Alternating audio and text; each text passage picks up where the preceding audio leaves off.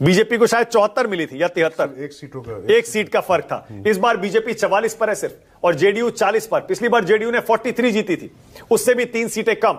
Again शुरुआती रुझान है, लेकिन अब 1 घंटा और 7 मिनट की काउंटिंग हो चुकी है। ईवीएम खुलने के बाद भी 37 मिनट की काउंटिंग हो चुकी है। इसीलिए इन आंकड़ों को अब गंभीरता से लेना हमें शुरू करना पड़ेगा। ये आंकड़े ये बता रहे हैं कि आरजेडी सबसे बड़ी पार्टी के रेस में आगे है अभी भी, और लगातार आगे बनी हुई है। नहीं, ये भी सिर्फ 1-2 बार ऐसा हुआ है कि बीजेपी उसकी टक्कर में आई है। ये भी कंफ्यूजन करता है कि एमजीबी यानी महागठबंधन आगे है 15 सीट से, लेकिन मुझे लगता है कि अभी इसमें सब में परिवर्तन होगा। ये बहुत क्लोज होगा या तो, और या फिर देखते हैं कि क्या नतीजा आता है। लेकिन एक ट्रेंड इधर की तरफ चेंज हुआ है कि अब बीजेपी जो अनुमान किया जा रहा था कि पिछड़ जाएगी जेडीयू से, वो लगातार मैं देख रहा हूं कि वो आगे बनी हुई है जेडीयू से, और अब दूसरे जो रुझान आने लगे उसमें भी ये स्थिति है। तो बीजेपी ही, चूंकि बीजेपी और आरजेडी पिछली बार लगभग बराबर थे सीटों के मामले में, और बीजेपी को उस लिहाज से आगे रहना ही चाहिए था।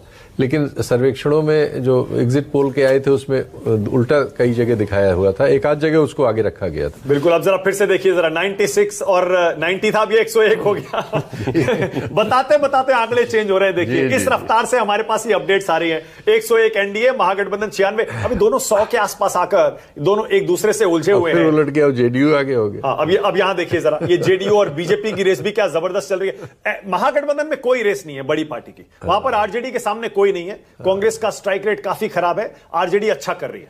143 सीट पर आरजेडी लड़ रही है, बाकी 100 सीटें उसने अपने सहयोगियों में बांटी। 60 सीटें कांग्रेस को दी थी, 11 सीटों पर बताते हैं फ्रेंडली फाइट भी थी। लेकिन उसके बावजूद कांग्रेस सिर्फ 16 60 में से और 143 में से आरजेडी 65। ये ठीक ठाक स्ट्राइक रेट माना जाएगा। और यहां 101 सीटें लड़कर बीजेपी 42 और जेडीयू 56। ऋषिकेश आ गए। ऋषिकेश बिहार से ही आते हैं और वहां की राजनीति पर पैनी नजर भी रखते हैं। ऋषिकेश, आपको इन आंकड़ों पर यकीन हो रहा है जेडीयू बीजेपी से बड़ी पार्टी बन सकती है क्या?